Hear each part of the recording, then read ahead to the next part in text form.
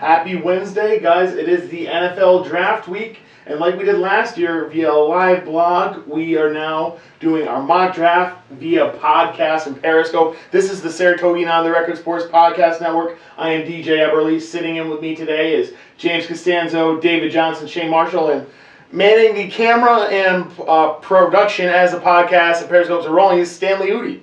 Guys, it's that time of year again, the NFL Draft. It's where you get to see the next class of future NFL stars, where they go to. We all follow the NFL. We all follow, football to a capacity, and we are here to tell our listeners via podcast and Periscope who we think will take, each team, all the 31 eligible teams, because, of course, not that we're all very upset about this, but the New England Patriots do not have to pick in the first round this year. So there's 31 first-round draft picks, and we are here to break down each pick, each of the 31s. Before we go any further, I would like to remind our listeners on the podcast and watchers on Periscope to subscribe to us, the Saratogian on the Record Sports Podcast, because the Saratogian on the Record Sports Podcast Network was too long on your podcast apps. And also, we are sponsored by Dairy House Saratoga and Doggy Play Care. Both are located on Maple Avenue. After you're finished, after you're done, playing baseball or softball or boys and girls lacrosse or tennis or track. Or mock drafting. Why don't you go on over to Dairy House Saratoga and try one of their wonderful flavors of ice cream. They have plenty of them. We've tried a handful here through various ice cream cakes that have been brought to us. Not that we are mad one bit, because they are tremendous. And of course, Doggy Play Care, great place to give your dog, drop your dog off for the day if you have to go on vacation or work or anything like that. Correct, Stan? That's how Doggy Play Care works. So there's a couple different things. Daycare is exactly that, 7 to 7. So it's not boarding per se. Okay. So it's 7 to 7. So it's while you're at work. And the big thing right now is Jody is working with families and training your pet. That's what we talk about in the commercial, about being able to speak fluently with your animal. Perfect. And then just before, obviously, we get into this mock draft, we're going to be drafting for some of your favorite teams. So if we pick somebody who you don't agree with, feel free to let us know who you think they should get. Just keep in mind that, some picks have already occurred. So if Carson Wentz is already off the board, don't say, hey, my team's getting Carson Wentz here, because we can't use Carson Wentz twice. Just standard mock draft rules. Draft rules. we also cannot trade our picks. That's one big stipulation within our routine. All right. Just off the top of your head, how many picks last year do you think we got right out of the 32? Oh, James and I talked about this once. I think like 13. I'm gonna say, I don't know. We had some out there picks. I'm gonna say 7. Those are probably mine. 10. Let's go with 10. And the winner is 5. Oh, wow. And we pretty much knew the first 2. So guys, here we're giving two freebies this year. So we knew Winston Mariota. We still managed to only get 3 right the rest of the draft. Yeah, I think after pick 11, no one got one right, because it was just, There was a lot of craziness. That just goes to how this is a fun activity, right? And the draft is really important for the teams, but obviously we can't. That's exactly what the mock draft is. They're a fun exercise to do, and what they are is they tell fans what positions your team should be looking for, a player that would be a good fit, and you go by that. Obviously every team has a few positions of draft needs. We try to fit those needs with the guys that we pick and we think is a good fit for them. I think it would be a better percentage. Oh, by the way, this isn't even Kobe territory. This is worse than Kobe territory. It is worse. It is worse than Kobe territory. But if we went by position, I think we would have done much better, because maybe they didn't have the right person, but they had the right position. Because there were there were a lot of trades, so a lot of positions are much easier to fill spots, because a lot of teams keep it a secret who they want. There's teams these days that don't reveal anything. And, you can have an idea of position, but you don't know what guy they like at that position, because there's different guys that have different attributes that bring to each team. So, with that being said, the Los Angeles Rams are officially on the clock. I do not think it will take long. Before we go up, we will just say, so the Rams are on the clock. I, DJ Eberly, at DJ Eberly66, is picking for the Rams. Had a very tough decision. The pick is in. Wow, this is a professional. So, with the first pick of the Just a Bit Outside NFL mock draft, the Los Angeles Rams select Jared Goff, quarterback, California. While I believe that North Dakota State's Carson Wentz is probably the best fit for Los Angeles, his athleticism, his build, his ability to run the ball, and to work within the pocket and be able to move around the pocket is exactly what head coach Jeff Fisher is looking for at quarterback. Think Steve McNair back in the days when he was the Tennessee Titans head coach. But Goff is the best fit in terms of readiness. Most likely, I don't envision the Rams playing Case Keenum as their starting quarterback again. I'm pretty sure Jared Goff, coming in as a rookie, can beat out Case Keenum. I mean, I don't see Case Keenum as a very high level to attain, to surpass for Goff. Goff is a solid prospect, in my opinion. He definitely has a talent to take the Rams from a 500 mainstay. Everyone knows Coach Jeff Fisher as a guy, the 8-8 guy. He's going to get 8-8 every year. And just to take him to a wild card threat. And it's something that I think this team has got pieces on both the defense and the offense, especially with Todd Gurley. It's going to make whoever's quarterback a lot easier. Jared Goff, quarterback, California, book it.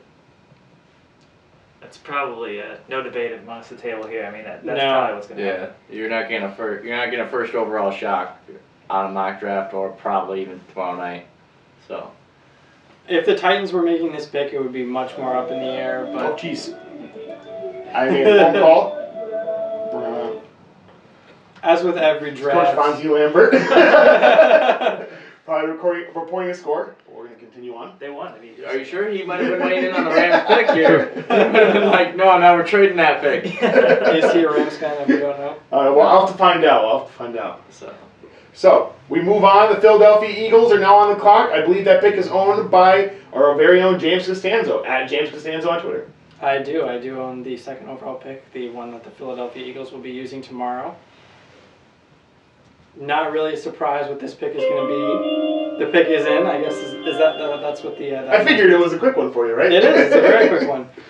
Between Sam Bradford and Chase Daniel, the Eagles already have $30 million invested in the quarterback position.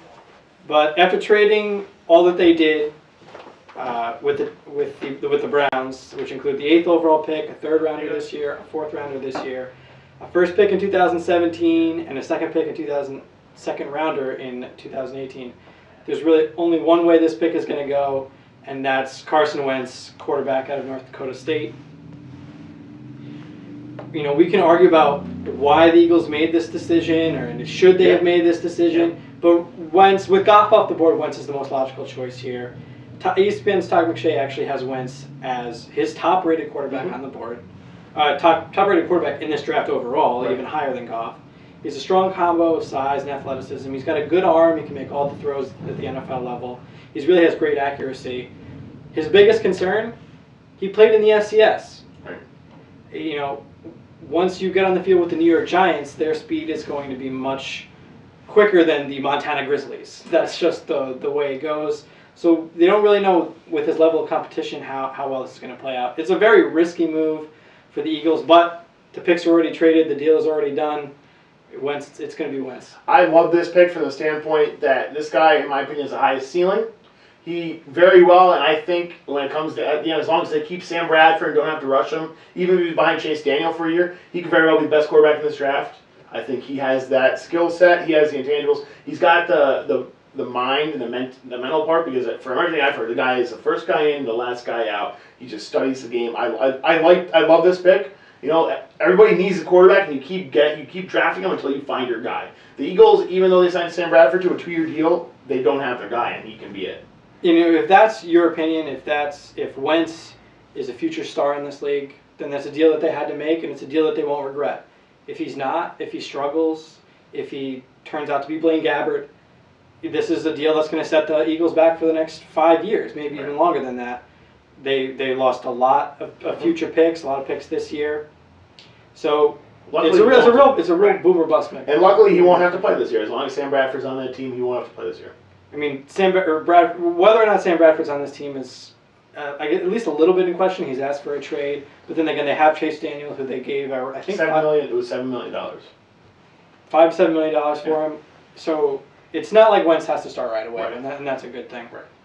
Just real quick, off camera at Stan, if Jared Goff wasn't selected, would you have gone with? Were you going quarterback for the Eagles just because we had a caller on, we had someone reply on Anchor, which is the Apple application that we're trying to utilize for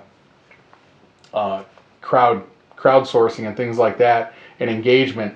And the one reply that we had prior to the podcast was he thought number 1 overall should have been Wentz to the Rams. So are you taking Wentz at number 2 because Goff wasn't available at number 2? No, I think, if the Rams surprise everybody and they go Wentz, I think lock it down that it would be Goff. I think that I actually disagree with DJ in the sense that I think Goff is the best quarterback in this draft. He's the most NFL ready.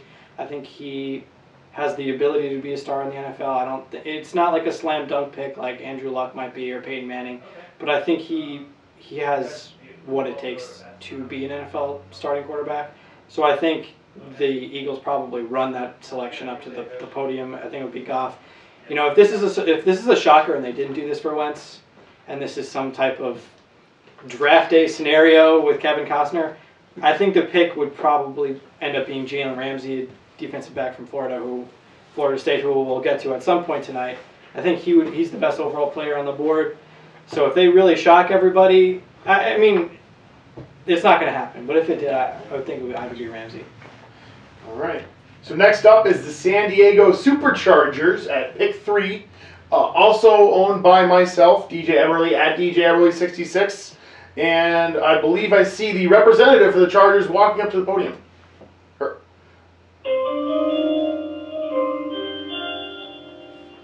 We have to really simulate what it would actually be like. So Roger Goodell's up at the podium. I was gonna go off camera, have Shano hand me an envelope and stand up, and then have you guys boo and say the first overall pick in the 2016 draft, and then. So, with the 3rd overall selection in the 2016 just a bit outside NFL mock draft, the San Diego Chargers select Laramie Tunsil, offensive tackle, Ole Miss. How lucky is San Diego? The Chargers have an opportunity to beef up their offensive line with the possibility of the best overall prospect in the draft. Not only just the best offensive lineman, but the best overall prospect. He was a guy a month ago when the Tennessee Titans still had this number 1 pick. He was projected to go number 1 overall. Philip Rivers isn't going to be around forever. And at some point, this guy's a great quarterback and deserves a legitimate playoff run. A run to the AFC championship game, maybe a Super Bowl opportunity. And the best way to do that is to beef up this offensive line with a great athlete. Now, there has been some whispers lately that Ronnie Stanley, the offensive lineman from Notre Dame, could be the number 3 pick to San Diego here. I personally don't see it. I think that's more of a smokescreen. I understand people's uncertainty with Tunsil because he hasn't played a full season at Ole Miss. But this guy is athletically, pound for pound, the best athlete in the draft. And I just think that you have to take the best offensive lineman here, and Laramie Tunsil's that guy. You mentioned it to start off. The big winners out of all of this, I guess you could say, if Goff and Wentz turn out to be stars, it's the Rams and Eagles. But low key, it's the Chargers because they get to take the best player on the board. Right. Actually, it's really every team that has a quarterback because they're not really rushing up to the top of the draft, or they can look elsewhere other than at all these quarterbacks that potentially could be busts, and then for years to come, teams like the Rams and Eagles are just reeling for that quarterback down the road. But at the same time, for the past years, and I can attest to this, I love going out and getting Philip Rivers as my fantasy quarterback, but he needs to stay upright a little bit more. And adding Tunsil to that Chargers offensive line, if they can ever get a running game going, I know Melvin Gordon wasn't too stout last year. He may help out in the run game. I mean, this is going to be a huge get for the Chargers if Tunsil can go to San Diego. And you are right, Shane. Every team in the top 6 that already has a quarterback, which is every team out except the Rams and Eagles, and Jaguars, and the Jaguars are the and the Cowboys when Tony Bortles is a borderline. No, Bortles is going to be a top 5 quarterback this year. Really? Yes. I'm not talking fantasy.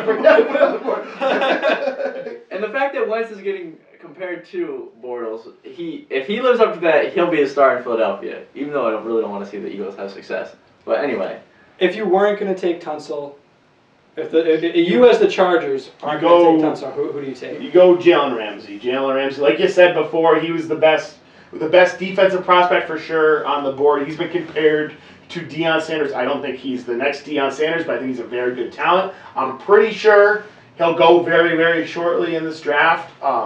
He's been somebody that's been up there too. The shame is the fact that Jalen Smith hurt his knee in the Fiesta Bowl. I think Jalen Ramsey. Jalen Smith, the Notre Dame outside linebacker, hurt his. He got towards ACL, and there's now nerve problems because he could have very well been this guy right here. Now he's gonna be a 4th round draft pick. So we now focus to the Dallas Cowboys at pick number 4. David Johnson, the sports editor, at David Michael 10. Yeah, well, let me start out by saying that we have no idea what the Cowboys are going to do because of Jerry Jones. They could go for Ezekiel Elliott. They could go for a receiver. Need and logic. They could redraft Johnny Manziel. They could get Paxton Lynch. and just for all intents and purposes, we're assuming that Tony Romo's clavicle is still intact when they draft tomorrow night, right? Yeah, I mean, you were joking about Paxton Lynch, but I could very well see them getting Paxton. There's a run on quarterbacks, and they're next up, so I could see that. I decided to go with what I think they should do. The pick is in.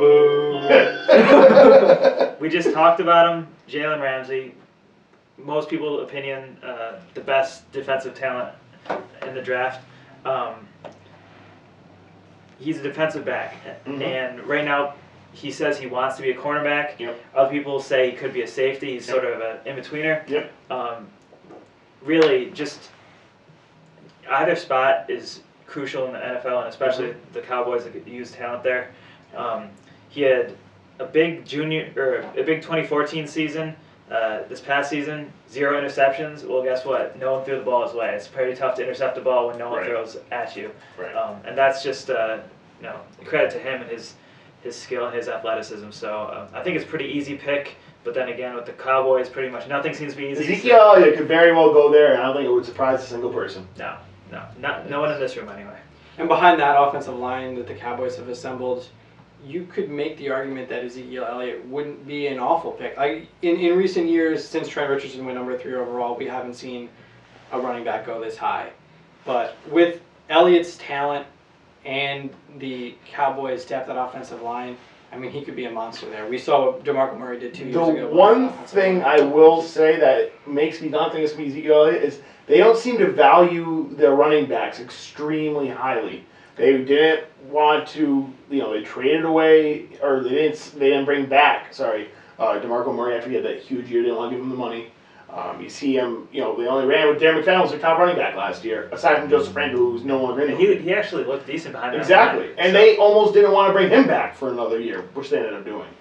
I mean, the Cowboys arguably have one of the best offensive line in the NFL, but at the same time, going offensively with a pick when everybody knows that the biggest question for Dallas is whether if Tony Romo were to go down with another shoulder injury, I think you have to go first round pick. You got to go defensively because your defense is going to keep you in games. I mean, as long as Tony Romo is your quarterback, you can get in those shootouts. If Tony Romo is not your quarterback, as we saw this year with the 3 or 4 quarterbacks they just went through, they're not going to be able to last in shootouts. So getting a guy like Jalen Ramsey is going to be huge and shutting down other offenses so that they're not involved in so many shootouts.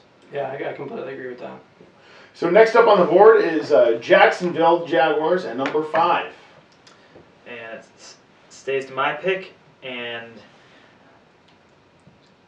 the pick is in. Oh, jeez. Professionalism. I pressed the wrong button. Roger Goodell fumbled the. Roger's having trouble. He's trouble coming up. Here he comes. The explicit version. Here he is. Here's Roger. Okay. Yeah, heavy boos because Roger fumbled the card. I think Roger also does that with his cell phone. He's like, wait. Jacksonville Jaguars with 5th pick take Miles Jack, another player some people consider the best defensive player in the draft. They have been drafting in the top 5. This is the 5th straight year. So they have stockpiled talent, mostly on offense. Last year they did go defense, Dante Fowler, but he tore his ACL on the first day of minicamp. Kind of a sad story. But he'll be coming back this year. Right. So, when I was making this pick, I was like, do I want to add to, with the talent they have on offense, and it looks like they're improving there, do I want to add the line more, or instead I went with the consensus best linebacker talent-wise in the draft, Miles Jack. Had an injury last year. Yeah. It's really the only concern people It's the only have. red flag. It's about basically about whether or not you trust your training staff and doctors. That's what it comes down to. Exactly, and it actually recently there's been more rumors that it hasn't healed right. Mm-hmm. I mean, in my opinion, no one seems to know where these rumors are coming from. I think they're coming from everyone who's picking after the Jaguars because they would all be happy to scoop him up if he falls to the Ravens. I mean, can you imagine C.J. Mosley and Miles Jack and that Ravens linebacking core? I mean, that would be throwback to the... I think the most frightening scenario is if he did fall to the Ravens, just because, like you said, pairing him and C.J. Mosley on that defense. I mean, Jack is sort of the next evolution of linebacker in that he can cover almost anybody. He just has a lot of athleticism. He played running back at UCLA his first year. Safety. I mean, it's a great pick for the Jaguars. I secretly, as a fan of another team, picking way farther down, I hope that everyone is scared away by his medicals and maybe he falls a little bit further. But I honestly can't see him falling much further than the Giants at pick 10. And he really could go as high as 3 to the Chargers. And just when you look at the season the Jaguars had last year, they were really competitive last year in terms of that AFC South. Of course, we know the Titans had a rookie quarterback in Mariota. Luck went down for the Colts. But the Jaguars' offense with Bortles and 2 young wide receivers and Allen Robinson and Hearns, and then you have Julius Thomas at the tight end. Pretty much there's no other way you can rebuild the Jaguars' offense. So now just to focus on their defense is going to be huge for Jacksonville. I think Jacksonville will easily contend for a wild card next year, this coming season. So as we move on to the next pick, the Baltimore Ravens. I believe, Dave, you are with number 6 overall, Baltimore Ravens as well, right? Yes, former Baltimore resident, so I've got a soft spot in my heart for the Ravens, even though I'm a Bills fan. And with last year, Did I time out wrong? First time I went straight to the pick. This time I was going to give an intro. We'll get it down right by all right. pick Well, 20. I do have the pick though. The pick is going to be Joey Bosa, Ohio State defensive end, another defensive player. And last year, Terrell Suggs went out in an injury early in the season. Really, it was just downhill from there with the Ravens. I mean, they had other injuries that obviously contributed to them getting a number 6 pick, but they have been built on defense since their first Super Bowl run, and they really just need to stockpile of talent there. It's been a couple years since they've had the type of pass rusher that they think Joey Bosa can be, and they need help in the secondary. They could use a receiver. They picked up Trent Richardson, which means anyone who picks up Trent Richardson needs help at running back. Right. So they have a lot of options, but if Miles Jack falls there, obviously they'll pick him up. But Joey Bosa, that seems to be a good place to start. Best pass rusher in the draft. He's a guy that at number 6 is a steal. I mean, at the beginning of this whole draft process, Bosa was a guy that was one of the top 3 picks, possibly number 1 overall. So the Ravens benefiting from those 2 trades at the top, could get one of the best prospects in the draft at pick 6. So moving right along, number 7 overall draft pick also is in the hands of David Johnson, the San Francisco 49ers. Dave, what do you got for us? And this is where I'm going to work my draft magic here to the displeasure of some, but the pick is in. Roger. With the 7th pick, I'm giving them quarterback Paxton Lynch of Memphis, way too high in almost everyone's opinion. But it just seems to me that Kaepernick will not be playing for the San Francisco 49ers next year. They've been trying to trade him. They really don't have leverage, so they haven't had a great deal. But it just seems like the situation is untenable for him coming back. Mm-hmm. He's the argument for Lynch, 6'7", 244 pounds, mobile-ish for that size. That's what Chip Kelly wants. He just wants a young player he can mold into his style offense. No one believes that Paxton Lynch is ready to be a star right away from day 1. Right. But or day 2 or day 36. Yeah, Day 365. In my opinion, this is a huge reach. Yeah. But he will be someone that Chip Kelly can work with, and if he's got if if his system really does make Nick Foles look like a Pro Bowl quarterback, he very well could turn it's a good Paxton fit. Lynch into the same. It's a good fit. It really is. And everyone in the Browns organization there's a lot of weeping and gnashing of teeth because they were ready to make this poor decision after trading down because they didn't want Wentz. I could totally see them doing that at 8. Every Jet fan, or at least this Jet fan, is saying, "Oh, thank the Lord that he made this decision." So he's not there with the Jets pick. I could very well see it. I don't think Kaepernick wants to be there. He definitely seems like he wants to be traded, or at least that's what his camp has been leaking since day one of this whole process. So it's not like it doesn't make any sense especially with Chip Kelly at the helm, that they would go this direction. And the last thing I'll say is I heard a scout analyze the Eagles situation, why they wanted to get a quarterback, even though they have so much invested right now in a quarterback, is where the clock is reset, and by the 3rd year where their jobs could be on the line, they want an experienced guy in their system who's ready to go the next level. And I think that's the same goes for Chip.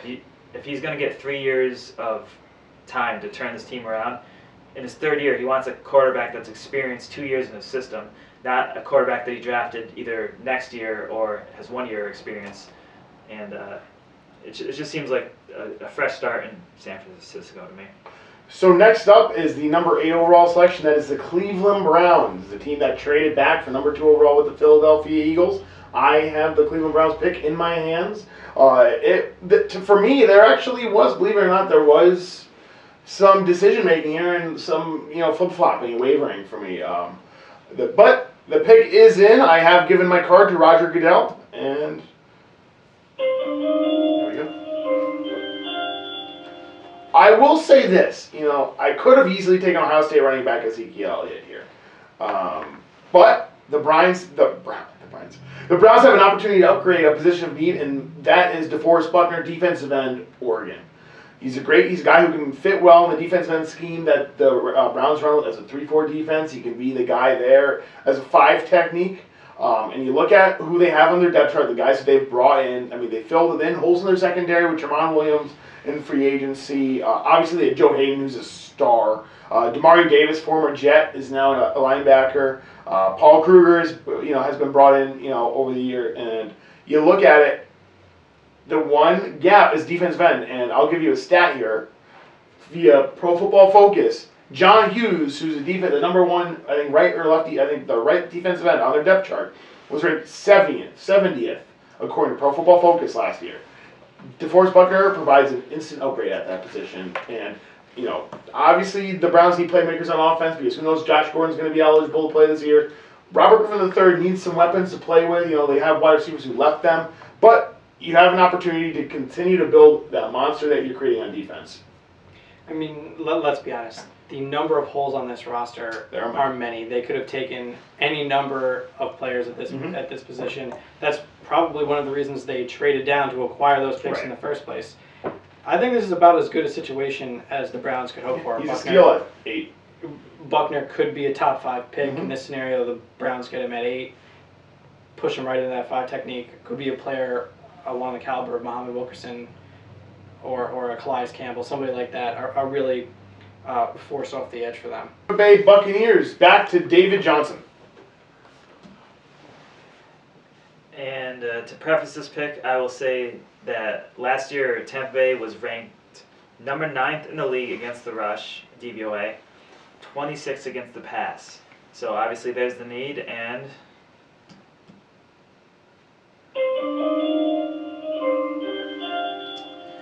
to fill it, they should, or I think they will select Vernon Hargreaves III, cornerback from Florida. Another defensive back at this spot. Basically, another guy from Florida as well. After last year, Florida State quarterback Jameis Winston, the excitement that he garnered by going to an in-state NFL team. I think Hargreaves III will create the same kind of buzz. Obviously, a position where there's a huge need for them. There's a bunch of positions they have a huge need for, but this seems to be a good place to start for them. Yeah, Vernon Hargreaves is a quality cornerback. He's a guy that's somewhat slipping down draft boards right now. That he does a lot of things well, but doesn't excel at one certain thing. But he's somebody that people do believe still at Tampa Bay could go there The addition of Brent Grimes free agency is not going to fill that hole right there, and there's still a need at cornerback. So, moving on, number 10 overall pick, the New York Giants. Shane Marshall gets on the board for the first time on the podcast. Yeah, and I wish, especially for the Giants fans out there, I wish I could give you guys a playmaker, but I went with who I thought was best on the board here. And for the Giants, pick is in. I'm going to go with Jack Conklin, offensive tackle out of Michigan State. I think last year when the Giants took Eric Flowers, there was that debate whether was he big enough to be an offensive tackle when he really played guard for Miami, Florida in college. I think with Conklin, one, you have a young offensive line, definitely an up-and-coming offensive line, and we've seen the difference between the Giants when they do have an offensive line and when they don't have an offensive line. And when you have Eli Manning, a quarterback who arguably is elite, I mean, he's won 2 Super Bowls and they've both been against the Patriots, so it's tough to argue that. But if you want to get the most out of Eli Manning in his final years, you've got to have that offensive line. And I think Conklin is just that offensive tackle that you need. You're going to have protection on his blind side, and definitely could also help in the run game. The Giants aren't. It opened up so much for Eli Manning if they could get a run game going with Rashad Jennings, who's a very capable back. And so I want offensive line for the Giants. I'm sorry, I know a lot of you have seen the mocks to Ezekiel Elliott there, but I think Jack Conklin will fit right in and it would have been blue. To me, it's definitely the most logical pick, either go Jack Conklin or Tyler Decker from Ohio State here. Eric Flowers and Marshall Newhouse, the 2 offensive tackles for the Giants last year, were both, by Pro Football Focus, ranked outside the top 65 in offensive tackles. So that is more than, that's basically backups. There's 64 offensive tackles that start in the NFL, and that's behind all 64. And with the amount of money the Giants poured into the defensive side of the ball, I think you might have liked to get a guy like Hargraves at pick 10 here, but you can't go wrong boosting up the offensive line. So we're going to take a quick break. When we come back, we're going to go through picks 11 through 20. Stan Hootie with Saratogian on the Record Sports Podcast Network. I'm here with one of our biggest fans and my silent partner on the podcast, my wife, Rita Hootie. Hi. I know after I cover a big game with my partner in crime, the first thing we want to do is hit one out of the park by stopping by Dairy House Saratoga at 476 Maple Avenue. Sounds great. The only tough decisions to make at Dairy House Saratoga are things like sprinkles or dip on my cone. Definitely dip. Okay. And then what is their flavor of the day? Will it be pistachio? Ooh, that's my favorite. Well, it could also be creamsicle. Ooh, that's really my favorite. I hear their Dairy House chocolate tastes like devil's food cake. Now that's my new favorite.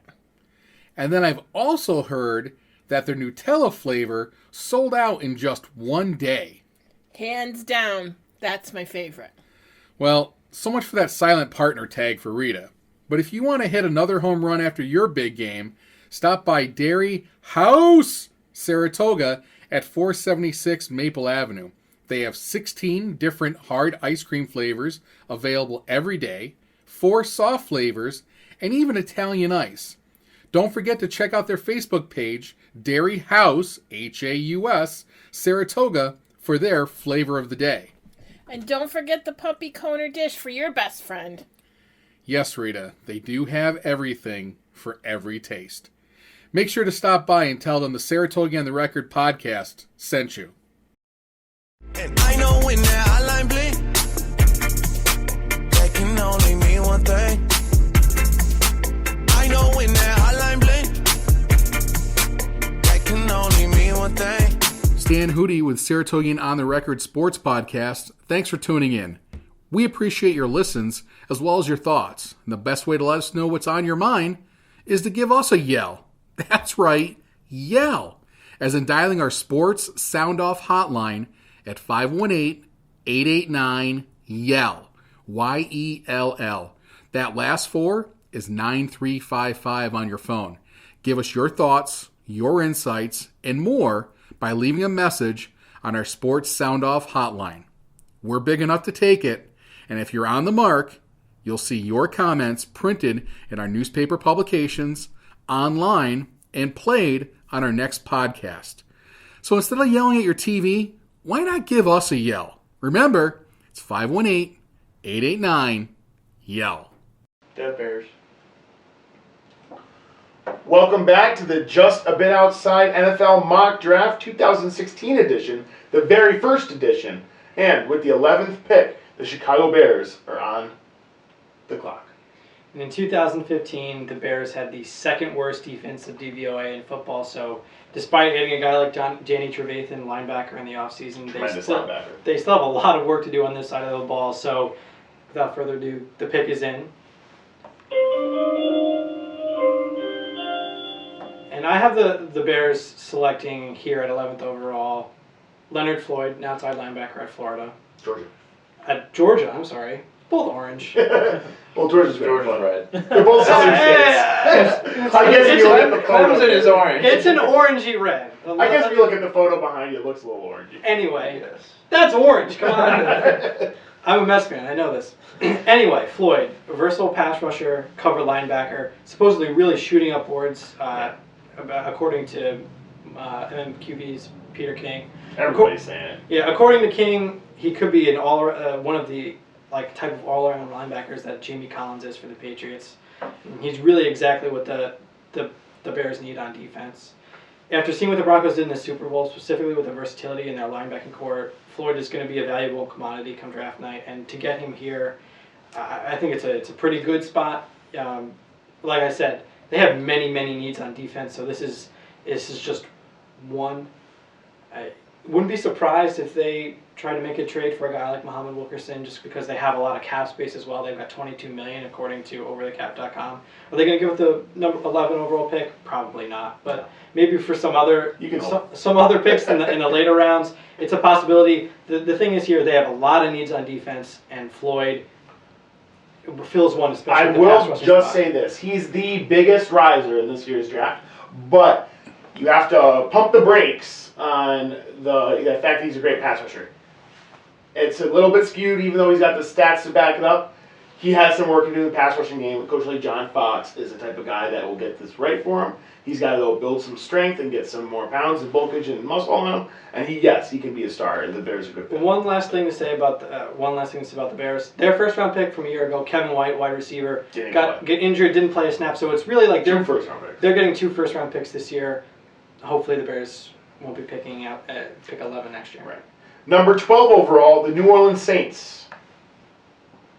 Well, I think Is that Shane? Yeah, I'm pretty sure that the way everybody thought this might go was that I certainly thought that I would have Paxton Lynch to draft here, but somebody really threw a curveball. My knees buckle on that one, so I'm gonna go defense. I mean, ever since the Saints won the Super Bowl, they haven't had that stout defense. I think if they get Shaq Lawson, the defensive end from Clemson here, that could be huge for the Saints defense. I mean, if you can just get an edge rusher, especially against Matt Ryan and Cam Newton in that NFC South, that would pay huge dividends for New Orleans. Plus, I mean, you want a quarterback here. You eventually the Saints are going to have to draft a quarterback, but unfortunately, it's going to have to be a Super Bowl backup. You're either going to have to go here deeper rounds or just wait until 2017. Drew Brees can stay healthy enough, and I think Shaq Lawson fits right into the Saints defense. And I'm sure you can hear the sighs and the crying and the gnashing of teeth from Bills fans everywhere, specifically the one sitting right next to me, because I think he was hoping to grab Shaq. I was, and if you look on my mock draft, which is currently online, and in tomorrow's Saratogian and Troy Record, I had Shaq Lawson there.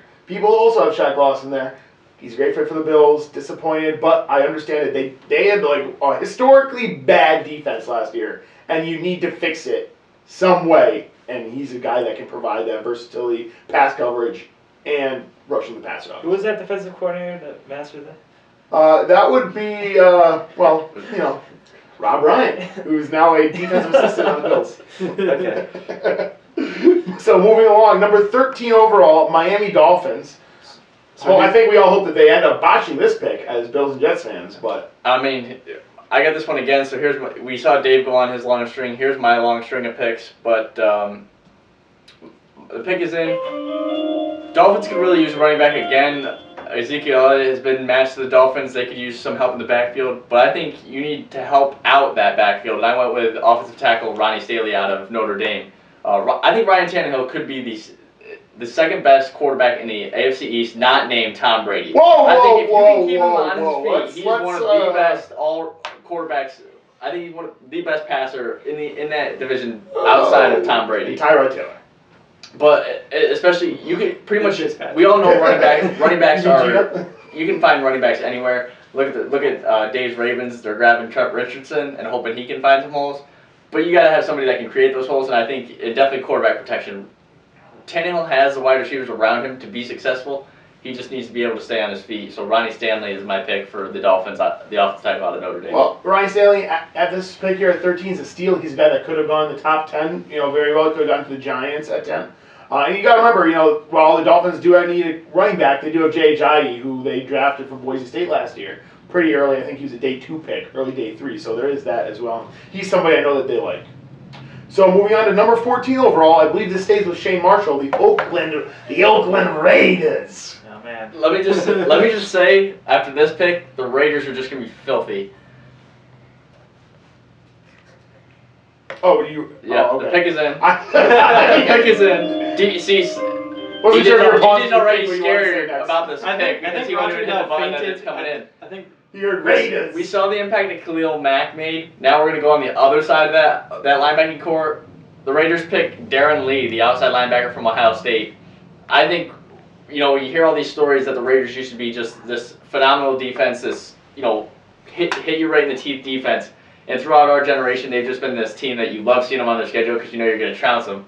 But unless you go to Oakland, I don't want to play the Raiders in Oakland. I think now the black and gray are slowly getting back to the what they're known for, and especially having two linebackers, not just that are linebackers, but can get to the quarterback, that can stop the run and do something in pass coverage. Darren Lee's a huge fit right here in Oakland. And don't forget the Raiders also signed Bruce Irvin, a linebacker from. And brought back Alton Smith. You're right, a linebacker from the Seahawks in the offseason. So this gives them a tremendously deep and talented linebacking core. Lee, a guy who specializes in coverage, covering those guys, maybe some tight ends that are really tearing up the league now. He brings a lot of athleticism and brings that coverage aspect too, well as the pass rushing aspect. Really, the one question I have is, are you going to be able to... I love Darren Lee as a prospect. He's a guy that can play 3 downs. But the question is where he's going to play him, because they also signed Malcolm Smith from Seattle. Obviously, we all remember him from the Super Bowl a couple years back. So the question is, where does he fit? Do you view him as an inside linebacker, the Mike linebacker, the middle linebacker? And if you do, he's a great fit. So, moving right Good along. problem to have. It is a good problem to have. Moving right along, the number 15 overall pick is the Tennessee Titans, the team that had the first overall selection and traded back with the Los Angeles Rams. Wow, almost messed up there. And I am the owner who holds the Tennessee Titans 5th overall pick. And because there are offensive tackles on the board, the pick is in very quickly.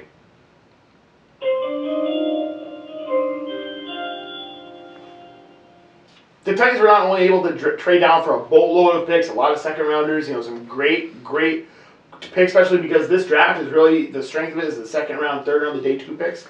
But they still get a quality offensive lineman in Taylor Decker, a guy from Ohio State who's, a solid offensive lineman there. It will be a major upgrade, helping protect Marcus Mariota. It's a win-win for the Titans. Couldn't have gone any better. I guess if both Decker and Conklin and Stanley and Tunsil are all gone, then you wonder what the Titans do at that point. Maybe they go somewhere else. Well, maybe they go for pass rusher, but because Decker's still on the board, offensive tackle, it's pretty... Now, in our situation, this is impossible since Tunsil went to the Chargers at pick 3. But there has been some buzz that maybe Tunsil could fall a little bit. Maybe could be a third tackle drafted. Maybe a guy like Stanley could leapfrog him. And it's not out of the realm of possibility that the Titans could trade the number 1 overall pick and end up with Tunsil, either if he falls to them or if they trade up. And I think it would be really interesting to see that happen. Yeah. It would be a huge win for the Titans. Real draft day scenario there. Hey, this is the year of draft day. Go Kevin Costner. So moving right along, the number 16 overall pick is the Detroit Lions, owned by myself, DJ Eberle. They have defensive needs, and then they also have a looming hole left by Megatron. He transformed back into his soda machine. For those of you who have known the Sports Center commercials, you caught the reference there. So they have some options.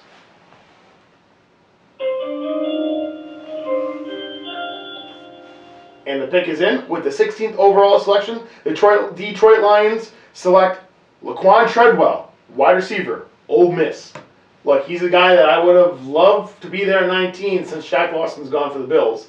Considering I have both the Bills pick and this pick, I was like, no, I can't do that for the Bills.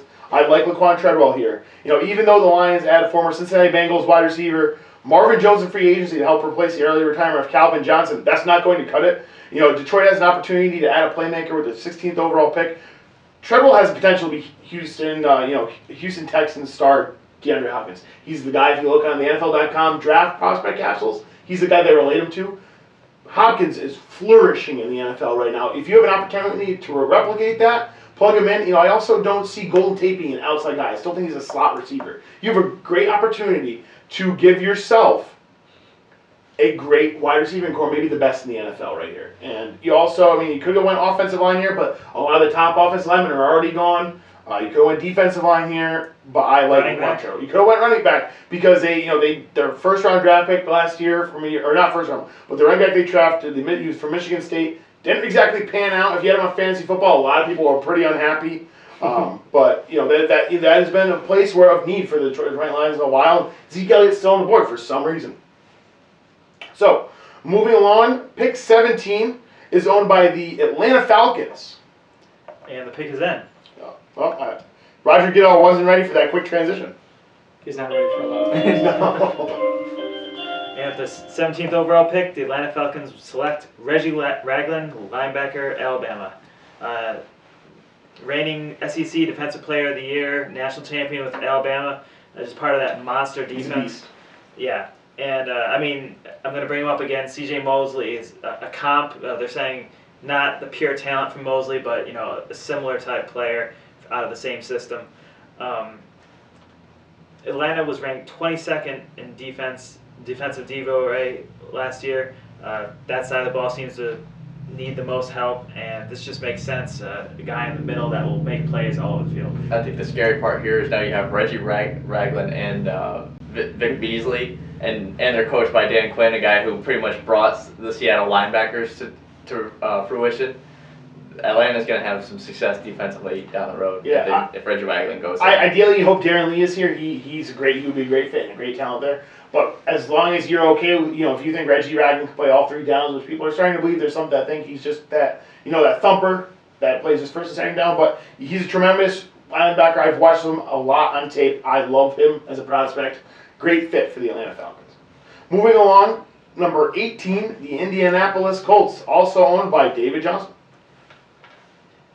And this pick will be celebrated by not only Andrew Luck, but Andrew Luck's spleen, and not only Andrew Luck and his spleen, but other quarterbacks that suffered at the hands of a terrible offensive line last year.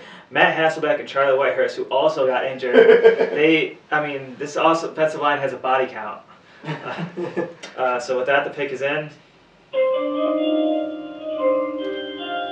And the 18th pick, the Colts select Ryan Kelly, center from Alabama. Considered by many the top center in the draft, 6'4", 311 pounds. He's just gonna get in the way, and he's the perfect person to do that for the Colts. Also had trouble rushing the football last year. He could help in that aspect. He made Derrick Henry, who I don't know, some people rate him higher than I do, but I kind of see him as just a big guy. And he helped him look really good, and that whole offensive line did. So I think it's a perfect fit for the Colts and a good spot to get him in, too. Let me put it this way. If Andrew Luck's going to have any more damage to his spleen, it's not going to come from right up the middle. It's going to come from his blind side or from right in front of him. Yeah. So at least it's 1/3 of a position where Andrew Luck doesn't have to worry about taking a hit. And with the top offensive tackles off the board, you go the interior, you work your inside out. Kelly's a guy that they could plug in and he could start for the next 10 years for them. Yeah. He's that secure. He could be there next Jeff Saturday. So, with the 19th overall pick, guys, it's time to circle the wagons. The Buffalo Bills are on the clock with some defensive talent still there, not including Shaq Lawson or Laquan Treadwell. The pick is in relatively quickly.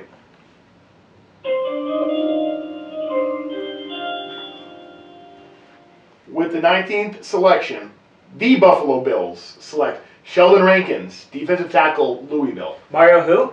Exactly. This guy is somebody that I thought could go a lot higher, could be a spot there for the Saints, but he's dropped down here to 19. He might be the most productive interior defensive lineman in the draft. The Louisville product can play both the inside and the outside, the 3 technique, the 5 technique. He can play in both a 3-4 defense and a 4-3 defense. he is the player, the player of his ability to be able to stop the run, rush the passer, bull rush. He's got a great bull rush, and his fluidity between schemes is a dream for Rex Ryan. And like I said before, at 19, straight up steal. Yeah, not to take anything away from the Bills, but if you look at the Jets real quick, and when they had Sheldon Richardson and Damon Harrison got pretty much two nose tackles, so you can just rotate in and out. Now you have Marcel Darius and Sheldon Rankins. That's going to be a huge bonus for the Bills. Well, and what it does is with Kyle Williams is 33, coming off a major knee injury, it allows for a possible you got a possible replacement down the line there. And there's been one source that said the Bills were considering a quarterback at this spot. I mean, it would just not just a quarterback, a Christian Hackenberg. Yeah, that seems out of the question for me. Seems totally far-fetched. I mean, it is Peter King, which makes you wonder. He's a great journalist, but people are tying the connection between the Penn State thread with the Pagulas and Christian Hackenberg. But let me remind you, Doug Marrone came from Syracuse. Everyone thought that the Bills were going to draft the Syracuse quarterback. Ryan Nassib didn't end up doing that. So hopefully this is just a smokescreen. Don't know why, because he's not somebody that should go in the first round. I'm hoping for your sake that is just a false smokescreen rumor. I would be because so we'll be upset. watching the draft together, and I don't know if will be able to physically help you. If I don't know what I would do. I don't think I'd be able to I'd carry cry. you to the hospital. I'd cry. Yeah. So moving along, number 20 overall pick, the New York Jets. James Costanzo has the pick.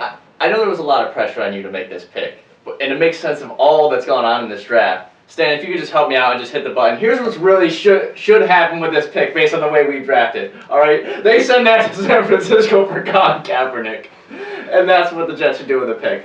But we couldn't do that. So since that is outside the bounds of the rules of this whole exercise, I wouldn't mind if that happened. The Jets have a big trade piece, Muhammad Wilkerson, that they are. I don't want them to unload. He was our best player last year, but doesn't seem like a contract is going to be reached. If that was a deal that was on the table, I think I would take it. As Geno Smith is currently our starting quarterback, but that's outside of the realm of reality. So let's get down to the players that are on the board. And surprisingly, a guy that has dropped all the way out from the top 5 all the way down. The pick is in. This is going to be a surprise to some. But with the 20th overall pick, the Jets are going to take Ezekiel Elliott, running back out of Ohio State.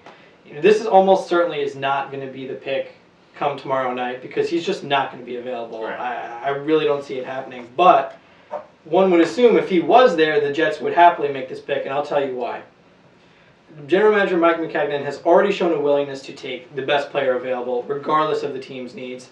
They did that last year when UFC defensive lineman Leonard Williams fell to the 6th overall pick. They had Wilkerson, they had Damon Harrison, they had Sheldon Richardson, yet they took Williams anyway. I think this would be a similar scenario. The Jets signed Matt Forte in the offseason. They re-signed Bilal Powell. They got Kyrie Robinson, but all Zach Stacy. Zach Stacy, but all those guys be damned. Zach Stacy left. According to my sources here on this, Zach Stacy doesn't matter. We shouldn't be wasting time on him. I'm just saying. The Jets chart right here. Here he is. All those guys be damned. Mike McCagnon, this would be a steal. This is a guy that could have gone as high as number 4 to the Dallas Cowboys. He's a top 5 talent. Some people think he's the best player in this draft. I'm not one of them. But regardless of their needs, a linebacker, offensive tackle, quarterback, corner, there are many. All positions. This is a huge win for the Jets. They get a great talent. Other players that I considered at this spot, assuming that maybe Elliott wouldn't be on the board, Paxton Lynch has to be one of them. He goes a little bit higher than expected. I'm not as high on Lynch as maybe some people would be, but he's an option for them. Josh Doxson, wide receiver from TCU. I know that they have Brandon Marshall and Eric Decker, but I think he could be considered the best wide receiver in this draft. I wouldn't mind pairing him there. And as Shane said before, a trade. That's always a possibility. Kaepernick is out there. Sam Bradford is out there. Nick Foles. Guys that I'm not super excited with. Ryan Fitzpatrick is still out there. I still think he gets re-signed. But quarterback is a big need. Teams like the Titans and Bears also have needs on defense with money to spend. guy like Wilkerson is on the block. So there's a lot of things the Jets could do here, but they're happy that Zeke fell to them, and he'll be in their backfield for a long time. Basically, our only hope is that the Jets now become that team that trends, that people fall to them. Maybe you guys draft basically Connor what we need Cook. to happen. Stop it. Connor Cook, Christian Hackenberg, You'll have to Jacoby Brissett. drive me to the hospital then. So we're going to take a quick break. When we come back, we are going to finish out the mock draft. After a long day at work, you want to go home, unwind, and spend some time with your number one fan, your dog. But once you get outside with your four-legged athlete, who is really walking who? When you're at home working on a project, is your dog the first one to answer the door? Is your dog always alerting you to anything or anyone walking down your street by barking at your front window? It's not a case of bad dog. You just have to learn how to talk to each other. That's where Doggy Play Care can help. Jody and her staff can help you and your dog learn a language that you both understand and make life more enjoyable for you and your family. Training your favorite pet is done through fun and playful training aids, all guided under Jody Krakow, the owner of Doggy Play Care on Maple Avenue in Saratoga. Remember, it's never a case of bad dog. It's just a case of bad language between you and your pet. Call Jody at 886-8876 to set up your training classes for you and your all-star at Doggy Play Care. Hello, listeners. I'm Shane Marshall. Thanks for tuning into our weekly Saratogian on the Record sports podcast. With games almost every night across the capital region, we can't be everywhere, so we rely on coaches, their staffs, and even those steadfast parents to keep us updated with scores, signings, upcoming big events, and milestones. So if you have a score, a thought, or a milestone that you want us to be a part of, send an email to sports@saratogian.com or sports@troyrecord.com and give us an update on what's happening with your team. From fall, winter, spring, and throughout your summer, we're your choice for the best sports coverage throughout the capital region. It's easy to remember, we cover sports, and we're at your favorite publications, the Saratogian and Troy Record, in print and online. So send an email to sports@saratogian.com or sports@troyrecord.com. Welcome back to the Just a Bit Outside NFL Mock Draft 2016 edition. Guys, we are moving right along to the number 21 overall pick. These are the playoff teams now, guys. The NFC East champion Washington Redskins are now on the clock. And the pick is in.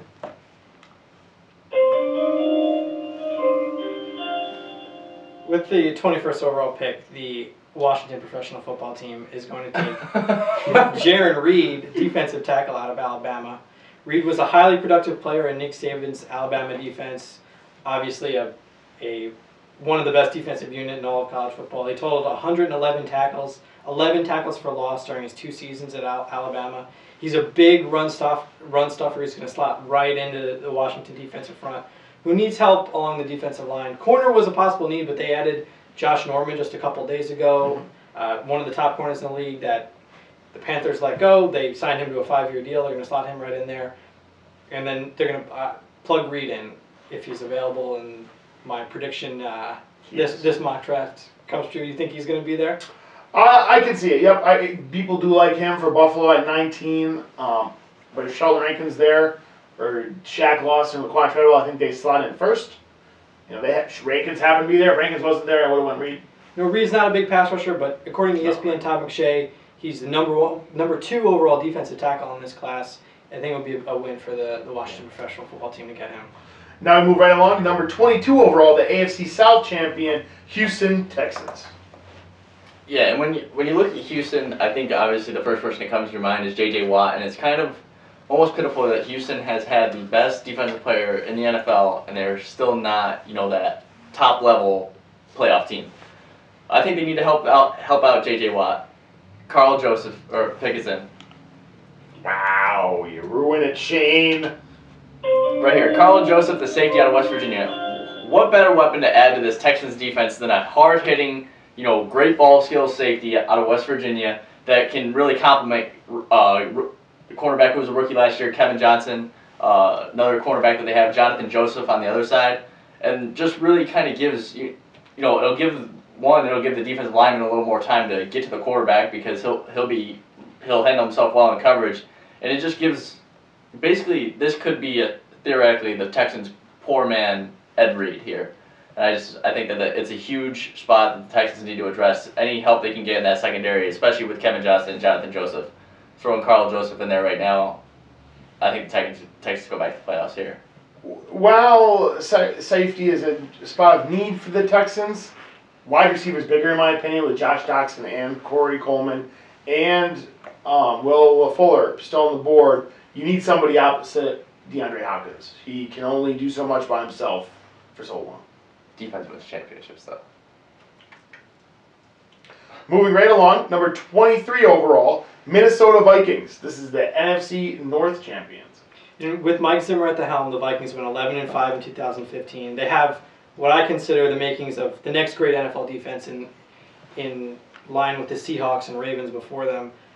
Personally, I think they're on the cusp of being a legitimate Super Bowl contender. So with that, the pick is in.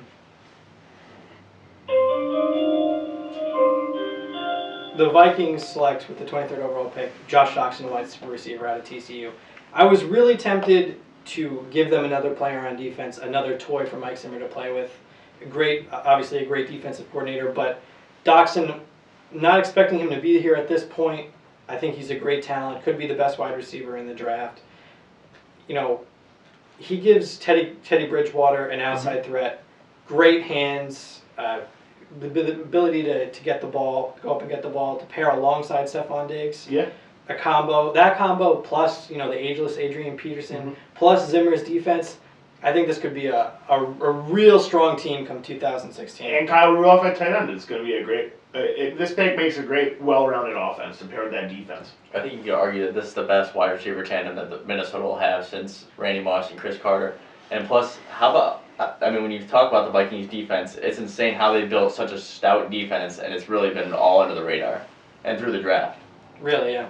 So moving right along, number 24 overall selection, the Cincinnati Bengals are on the clock. And the pick is in. We're going to start a run on wide receivers here. With Doctson going to the Vikings at 23, the Bengals have a real need at wide receiver as well. They're going to take Corey Coleman, wide receiver out of Baylor. And the Bengals lost 88 catches combined between Marvin Jones and Mohamed Sanu, both left in free agency. They have the big guy in A.J. Green, but alongside him now, they need to get somebody else to complement him. Coleman is that guy. He can play both outside and the slot, according to MMQB's Peter King. He won the Biletnikoff Award for college football's top receiver. I think he would be a great fit in that offense, like I said, alongside Green, Tyler Eifert. The Bengals have done a really good job developing prospects and adding talent throughout the draft. I think this is a win for them if they can get Coleman. Corey Coleman is lightning in a bottle. He is like that off the snap. He's quick off the snap. He's a fluid route runner. Great to pair up with AJ Green. And with defenses focusing their attention on Green and Eifert, he could be able to be that deep threat, win a lot of battles for them. I could see them losing in the first round of the playoffs again next year. So moving right along, the number 25 overall pick, Pittsburgh Steelers, so close, so very close to a Super Bowl, yet they are not, and they hear the 25th overall pick. David Johnson has the pick, and he's on the clock. 2 years ago, the vaunted Steelers sort of defense fell because of a sort of salary cap jail, all the way back to 30th in the league. Last year they jumped back up to 11th. I think that they want to improve even more to get back to the defenses of old. So with that, the pick is in. And they will solidify their defense with Eli Apple, a cornerback from Ohio State, who some might be surprised if he was still available for the Steelers at this point. A cover corner to just solidify. I mean, their offense, Steelers' offense, does not need any work. Antonio Brown, Roethlisberger. I mean, Roethlisberger is getting older, but at this point, they're not going to get a viable, starting quarterback for next season. Defense is the way to go, and cornerback, is a good place to start. He was the defensive MVP for the Ohio State in their Fiesta Bowl win over Notre Dame, and should be an immediate impact in the league next year. Yeah, I mean, for sure, Eli Apple's thought to be a top 15 pick. The fact that he's down here is a steal for the Pittsburgh Steelers. Great selection. Couldn't go wrong. The third Buckeye drafted by us? You got Zeke Elliott, you got Apple. Oh, I'm sorry, we have Bosa. There's five. There's at least five. And Darren Lee, don't forget him too. So, moving right along, number 26 overall pick, Seattle Seahawks. This will be Jaron Reed's fellow defensive line mate. Pick is in.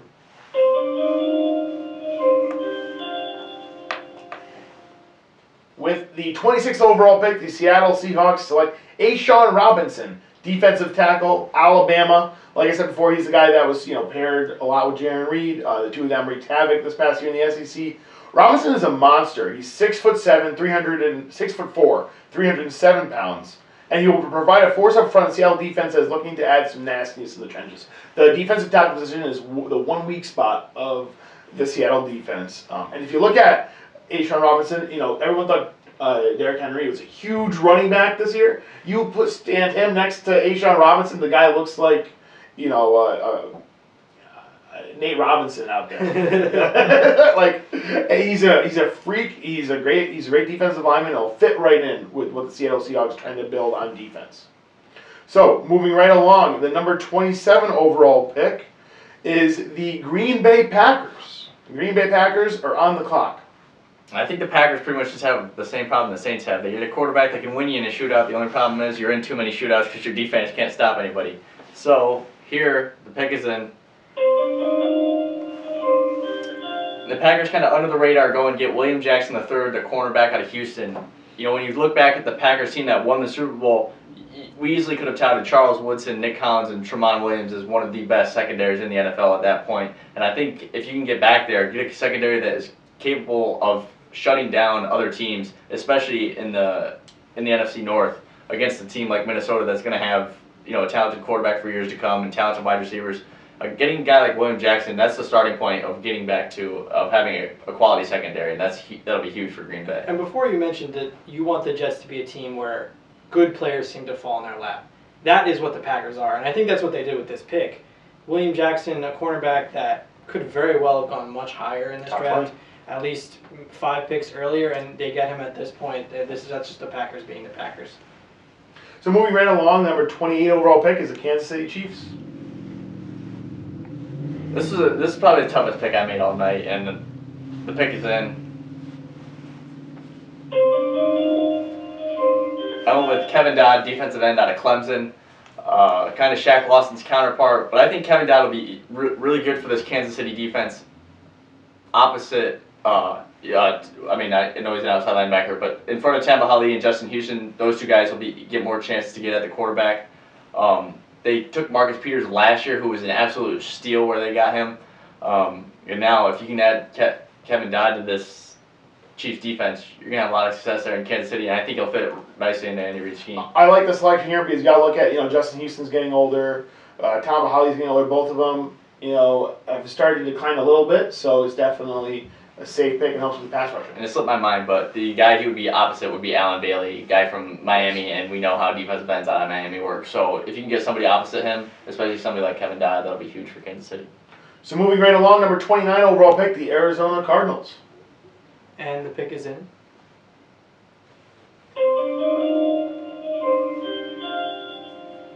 I think this was a tough decision for me, but number 29 overall, the Arizona Cardinals are going to take Noah Spence, defensive end out of Eastern Kentucky. Corner, offensive line, both considerations here for the Cardinals, but ultimately I went with Spence, who could provide Bruce Arians and the Cardinals with an instant threat off the edge. Spence is kind of a complicated guy, former Ohio State product, 5-star recruit. Ended up having to transfer to Eastern Kentucky after failing 2 drug tests. He has all the talent in the world. Could be much higher, but he's going to fall this far because of those drug-related concerns. Spence has since been tested, had over 20 drug tests since May, and he's sent them all to all 32 teams. So he's being really vigilant to prove to these teams that are going to be drafting him that he's off drugs and that's a problem that's behind him. But with the recent struggles and suspensions with guys like Aldon Smith and Josh Gordon, this is going to scare some teams away. but his talent really can't be denied. A guy like Mississippi's Robert Kimdiche was another consideration here, but also another prospect, plagued by some off the field concerns. He would be a nice fit, but I think talent-wise is a good selection for a very good Cardinals team. You talk about the off-field problems, but it also helps. You see Tyrann Mathieu is already there. He's one of those guys that has been the outlier when you think about all this. Someone who's had the off-field issues, but has strained himself out in the NFL.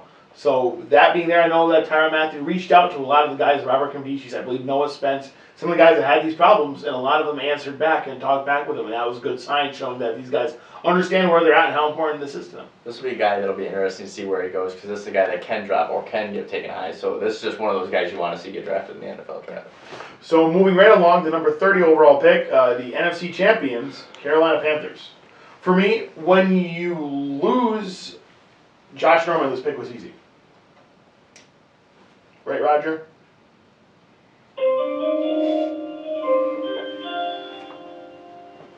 Artie Burns, cornerback, Miami. A little bit of a reach. This is a guy that could be a one or day two product.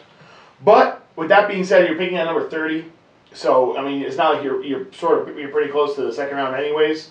The way I see it is, with the subtraction of Josh Norman from a poor secondary to begin with, the guys that they were just picking them up off the street, midway through the year in December. And this will be a great opportunity to solidify that back end. The Miami product has a good blend of speed and size, and will be able to contribute for Carolina from day one. Yeah, my only other option here is you look at Carolina and the wide receivers that got them to the Super Bowl. I mean, there was not a single number one wide receiver on that roster. I think if you could go maybe get a Notre Dame's Will Fuller here and get somebody to complement Kelvin Benjamin, that's really the only other option that I think Carolina definitely needs to address here.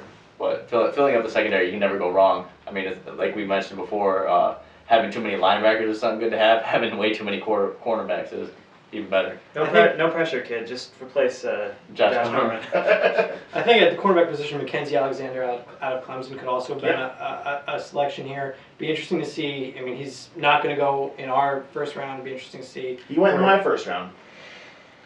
So we'll see. I think he did at least. I'm pretty sure he did. Let's see where he goes tomorrow. Yep, so we move on to the last pick of our just a bit outside NFL mock draft, the Super Bowl champions, the defending Super Bowl champions, Denver Broncos. Well, I think this, if there was a huge surprise other than the Paxton Lynch pick by the San Francisco 49ers, I think this might be it. Roger, give us a noise so we can get to this crazy pick.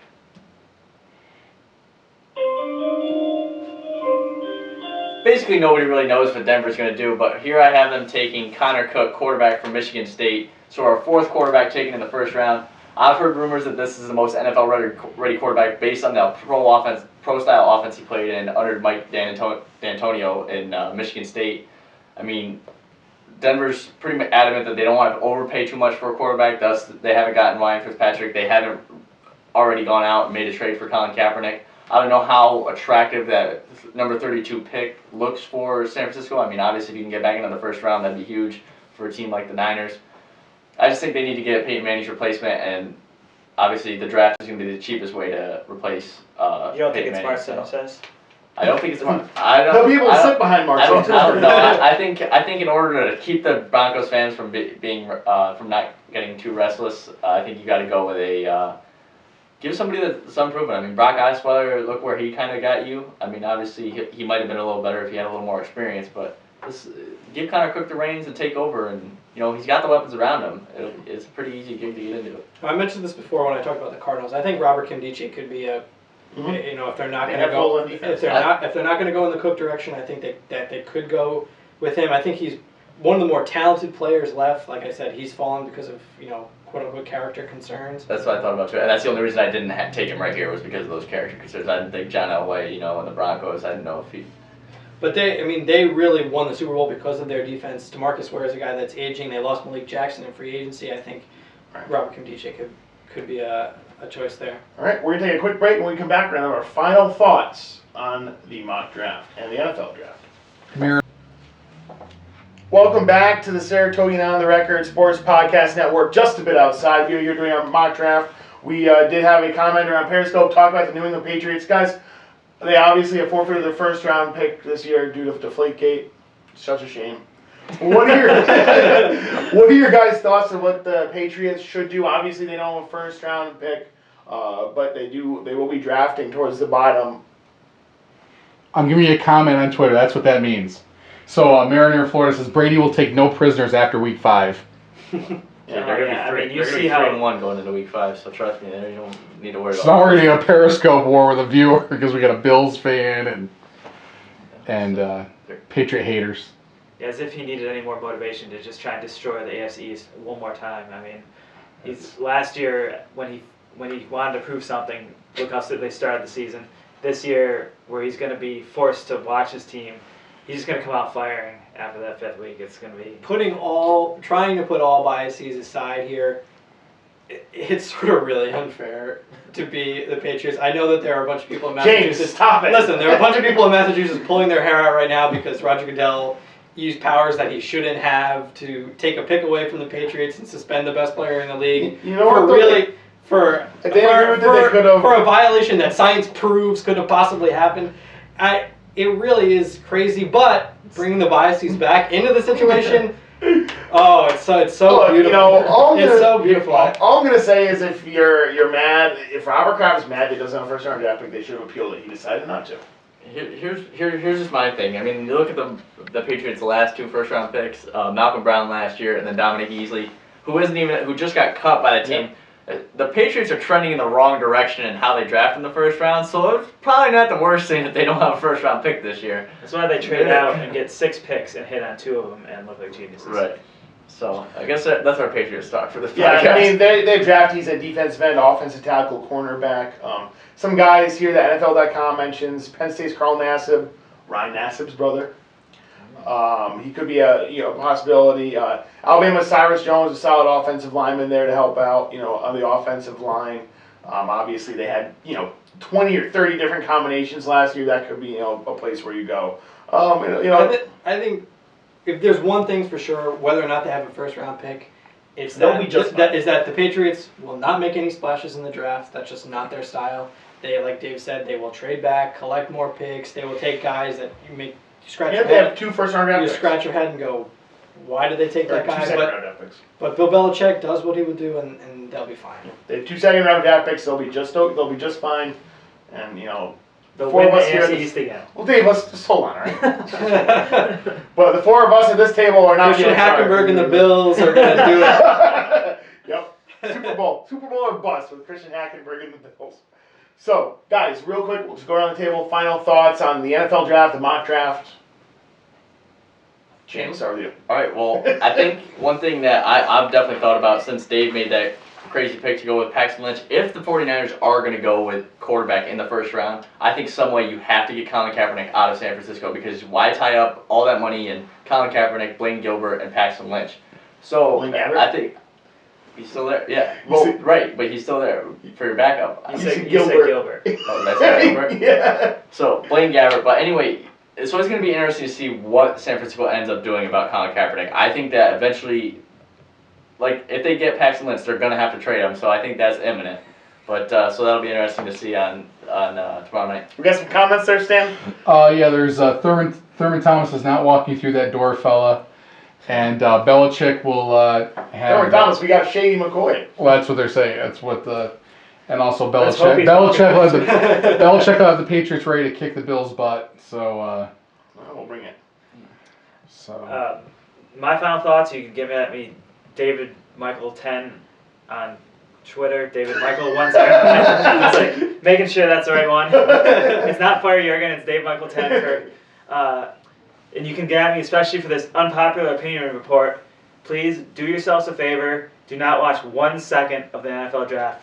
Follow it on Twitter. You don't want to go to our draft party there, Dave? All you need to know is who they take. There's playoff basketball, there's playoff hockey, exciting games going on. Don't watch the draft. Just save yourselves the long, constantly, everything we just said, they're going to repeat, rehash.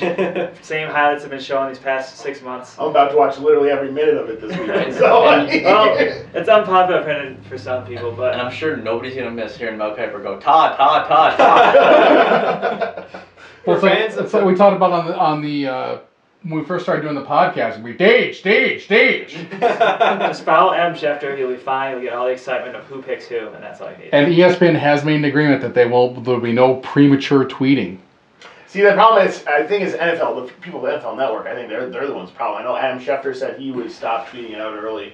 I think NFL Network is the problem. Yeah, I think the NFL wants to put the hammer down on it. And you can understand, I mean, we had this discussion, we talked about it earlier, you can understand it just the process of the mock draft of, we knew, all the picks were decided, and then Shane did slides, and I did the on the clock slide. So I'm like trying not to hit next throughout the whole thing, but that information has to get passed along to the graphics department. So there's a lot of hands, a lot of headsets.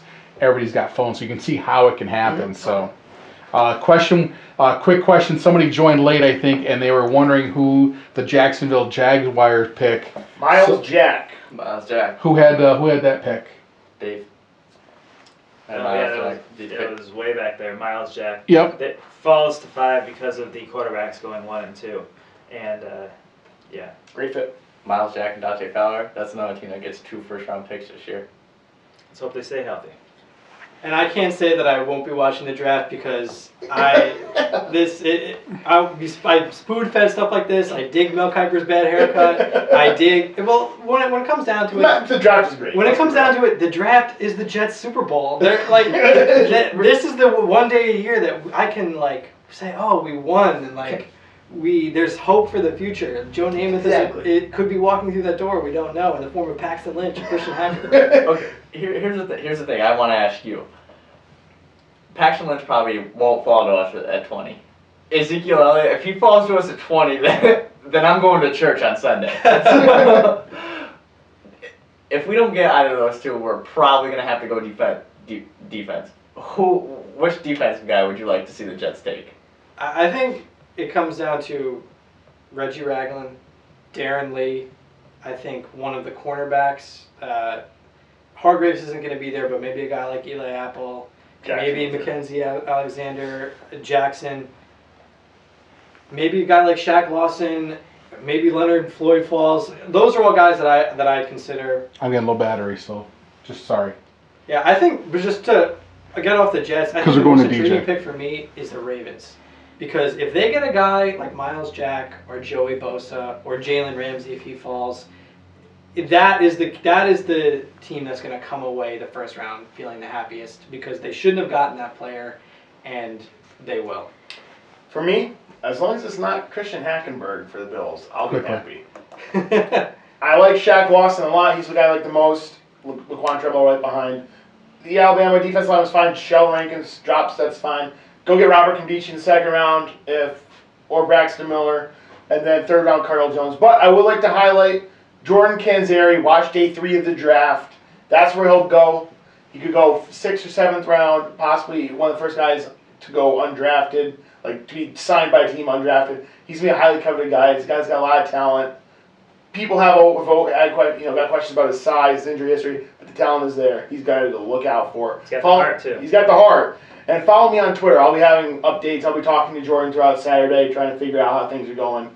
So watch that there. As a fellow shore person, height does not measure heart. I hope Jordan Canzeri finds a team. So thank you for joining us on the. I don't want to say anything. Oh, sorry, Stan. Go ahead. That's okay. Go ahead, Stan. So Stan Hoodie behind the camera here. There's a lot of fun. I think we made huge improvements for last year. I think it's something we're definitely going to do again. I love the fact you guys did it, because I'm the first one to admit that it is not my forte, so I was more than happy to work on this in the back.